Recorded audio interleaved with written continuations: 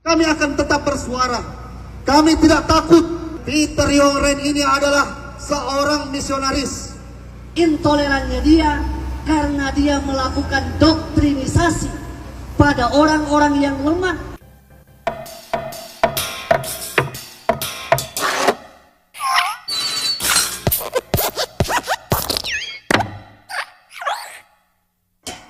Salam saudaraku, di konten kali ini kita akan membahas mengenai penolakan yang dilakukan oleh umat muslim di Palu ya, terhadap Peter Yongren. Jadi Peter Yongren ini dia adalah seorang penginjil yang akan melakukan festival persahabatan di kota Palu ya, atau semacam KKR begitulah ya. Tetapi kemudian muncullah kaum intoleran yang kepanasan dan menggeruduk serta menolak penyelenggaraan acara ini. Padahal Peter Yongren ini, dia sudah mengantongi izin untuk melakukan acara ini berdasarkan pemerintah setempat. Jadi berita ini sempat viral juga di TikTok dan sempat direaction oleh salah seorang TikToker muslim yang ternyata TikToker ini juga miris melihat kelakuan umat seagamanya sendiri. Berikut videonya. Kami akan tetap bersuara. Kami tidak takut. Peter Yongren ini adalah seorang misionaris. Intolerannya dia karena dia melakukan doktrinisasi pada orang-orang yang lemah. Awalnya saya mikir, siapa sih si Peter Yongren ini? Kenapa sampai kedatangannya itu ditolak sama beberapa kelompok orang yang ada di kota Palu? Dan setelah saya searching, saya cari tahu informasinya dan saya nonton juga videonya.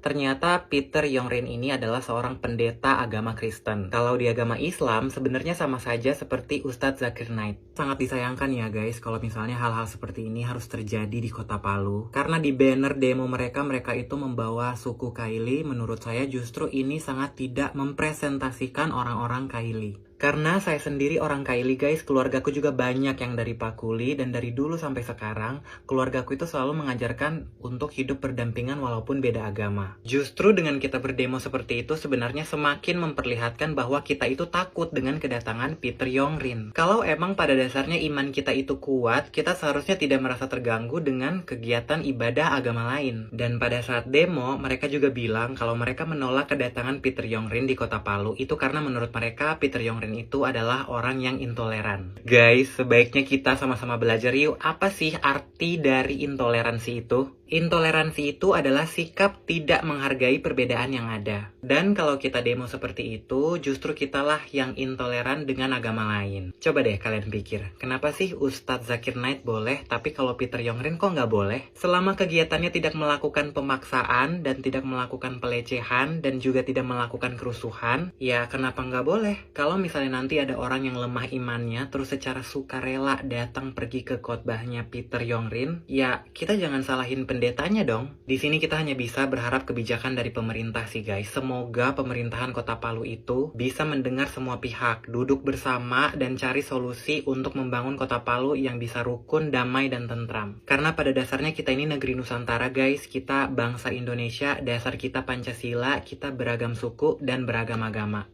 Ya, sebelumnya saya mau luruskan terlebih dahulu ya. Peter Yongren dengan Zakir Naik itu berbeda ya.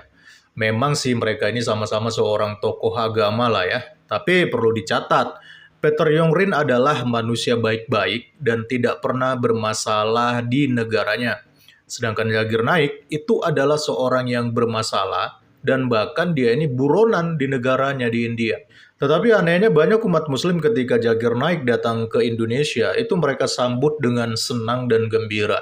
Tapi giliran Peter Yongren, orang yang nggak pernah berkasus, nggak pernah bermasalah, ya, kok mereka tiba-tiba kepanasan.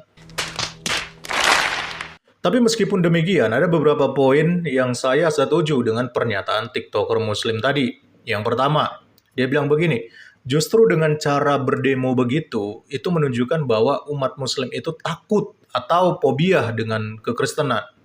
Jadi betul sekali apa yang dikatakan TikToker ini. Peter Yongren datang hanya untuk mengisi acara ibadahnya umat Kristen. Dan bahkan dia sudah punya izin untuk menyelenggarakan acara.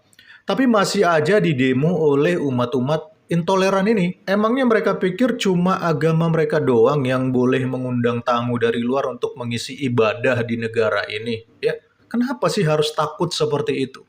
Lalu yang kedua, TikToker muslim ini juga bilang begini, Kalau pada dasarnya iman Muslim itu kuat, harusnya kita tidak perlu merasa terganggu dengan kegiatan ibadah agama lain. Nah, ini juga betul sekali. Daripada kalian sibuk mengurusi ibadahnya umat lain, ya, menolak, berdemo, dan sebagainya, mendinglah kalian itu fokus belajar agama kalian sendiri. Agar umat kalian itu menjadi umat yang kuat imannya, nggak lemah imannya, ya. Jadi ketika ada orang lain mau beribadah, kalian nggak merasa terganggu. Tapi kalau begini, ya, ini perlu dipertanyakan. Jangan-jangan umat yang intoleran ini masih belum pasti, masih belum yakin dengan imannya, ya, sehingga ketika ada umat ibadah lain mau melakukan ibadah, mereka sibuk mengurusinya, menolaknya, berdemo, dan sebagainya. Jadi dari sini aja udah kelihatan ya, ternyata memang orang-orang yang intoleran ini secara nggak langsung ya, TikToker Muslim ini ingin mengatakan bahwa mereka ini memang orang-orang yang lemah imannya ya teman-teman. Lalu yang ketiga, saya juga setuju dengan pernyataan TikToker Muslim ini ya. Dia mengatakan ketika orang-orang intoleran ini berdemo, ya, jadi mereka ini berdemo dengan alasan katanya si Peter Yongrin ini adalah orang yang intoleran ya. Padahal Peter Yongrin ini sama sekali gak pernah mencampuri urusan agama lain. Tapi kok bisa? Alasan mereka berdemo katanya karena Peter Yongrin ini intoleran ya. Jadi dari sini aja kita sudah paham ya. Ternyata banyak umat muslim yang gak paham apa itu makna toleransi. Oke teman-teman, jadi dari informasi ini semakin menunjukkan kepada kita ya, bahwa umat muslim itu di negara ini masih banyak yang intoleran dan fobia terhadap kekristenan ya. Padahal ya, kegiatan-kegiatan KKR seperti ini itu adalah hal yang sering dan biasa dilakukan di negara ini, dan itu ditujukan buat umat Kristen. Dan kalaupun ada umat dari agama lain yang datang ke acara ini dan kemudian dia minta didoakan, lalu dia sembuh dan sebagainya, itu berarti dia lebih percaya kepada Kristen daripada percaya kepada agamanya sendiri, makanya dia datang. Dan sebenarnya nggak ada paksaan tentang hal itu. Jadi nggak perlu takut lah dengan hal-hal seperti ini. Padahal ya di negara ini sendiri, itu azan berkumandang 5 kali sehari loh. Di televisi pun hampir semua sinetron, bahkan animasi anak, itu banyak yang bernuansa Islami gitu ya.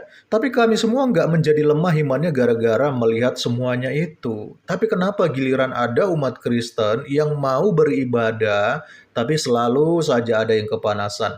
Ada apa sebenarnya dengan iman agama kalian ini? Salam kritis, Tuhan Yesus memberkati. Salam. Soal polemik kedatangannya, Dr. Peter Yongrin, mereka berhak protes, tapi festival persahabatan tetap digelar. Orang-orang yang protes tentang saya itu tulus juga. I'm sure they are following the conviction of their hearts. Saya yakin yang mereka ikuti adalah keyakinan hatinya. I don't see them as evil people.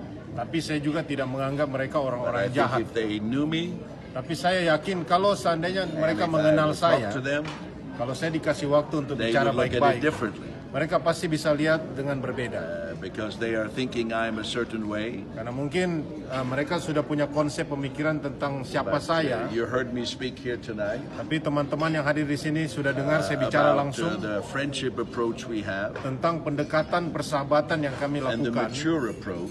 dan pendekatan yang dewasa. I'm not saying all religions are the same. Saya tidak katakan semua agama sama saja. We are mature people. Ya, kita orang-orang dewasa. We don't have to pretend we're all the Kita same. tidak perlu berpura-pura We have some seakan-akan kita different semua beliefs, sama. Pastinya kita punya but we banyak respect perbedaan. one another. Tapi kita menghargai satu So dengan yang if lain. I can send that message, Jadi kalau saya bisa mengirim pesan And ini the kepada other message I wanna masyarakat, send dan satu lagi yang saya mau is kasih that tahu, when wonders and healings happen, ketika mujizat, ketika kesembuhan I terjadi, don't consider myself having any special power. saya tidak merasa karena saya punya karunia khusus, But kekuatan khusus. When I pray, Tapi ketika saya I berdoa, see marvelous things happen. saya sendiri sudah menyaksikan keajaiban And memang I terjadi. give the credit to God Dan saya berikan semua kemuliaan hanya kepada for Tuhan. that. Semua Tuhan yang buat. If you have any